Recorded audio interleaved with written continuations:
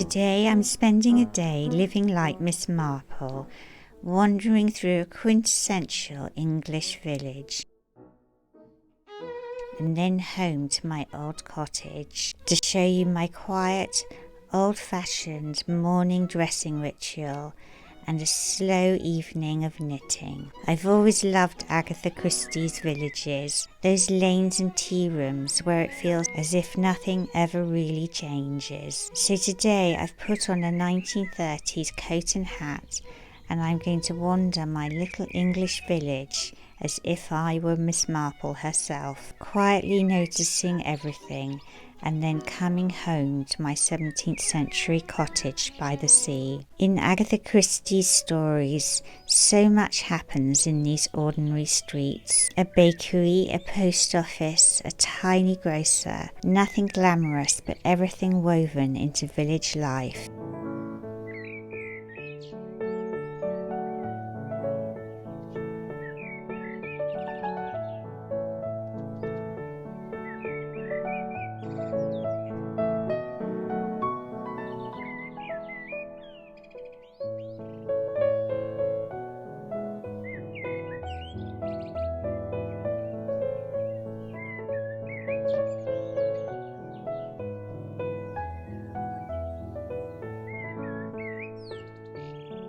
I like to imagine the same characters passing these windows each day, everyone with their own secrets, and Miss Marple just quietly observing from the pavement.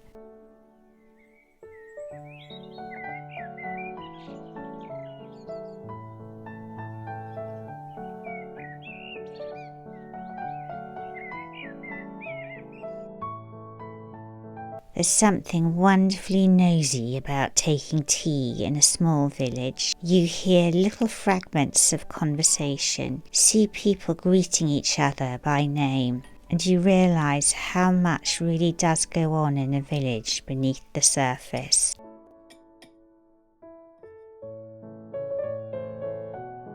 In an old tea room like this, you can almost hear the clink of china from 100 years ago.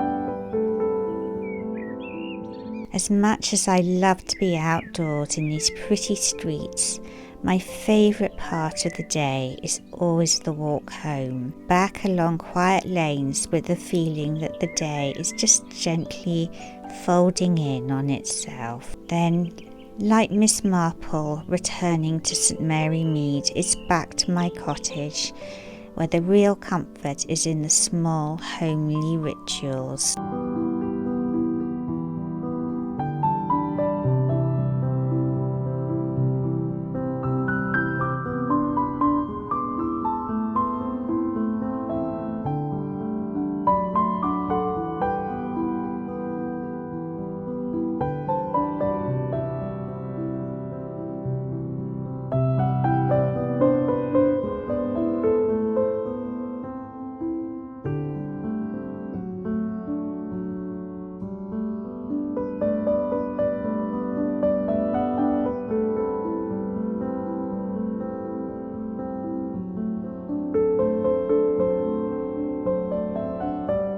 These are the moments I think we've lost a little, taking time to pin on a hat properly, to choose just the right brooch, to straighten a cardigan before going downstairs. They're such tiny actions, but they make the day feel intentional, as if you're stepping into a role, even if it's only the part of village lady popping to the shops. If you love old stories, you'll know that clothes aren't just for practicality or decoration.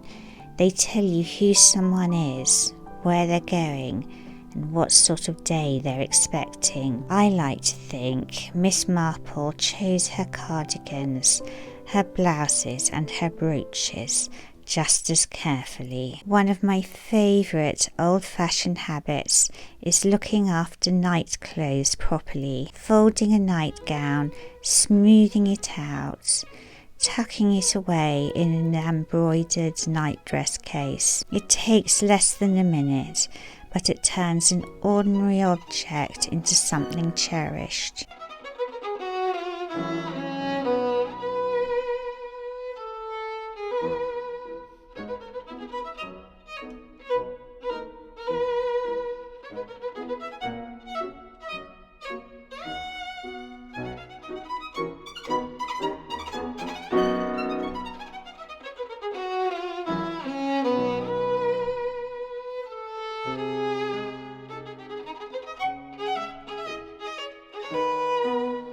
In a world where everything is fast and disposable, these little rituals remind me to slow down and care for what I already have.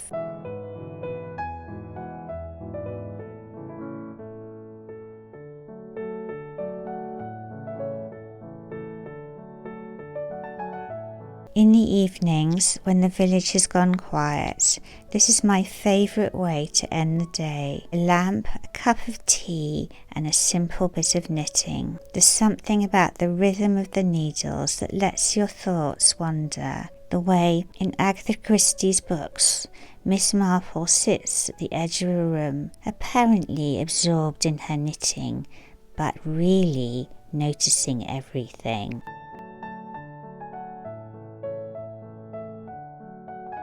I'm not solving any crimes, but I do find that this kind of slow, repetitive work helps me untangle the little knots of the day, and it feels very right in an old cottage like this, as if generations before me have ended their days in much the same way. Thank you for spending this Miss Marple day with me in my village and cottage. If you'd like more storybook days like this, perhaps inspired by other Agatha Christie characters or favourite heroines, let me know in the comments. And if you enjoy slow, old-fashioned English cottage life, I'd love to have you here again.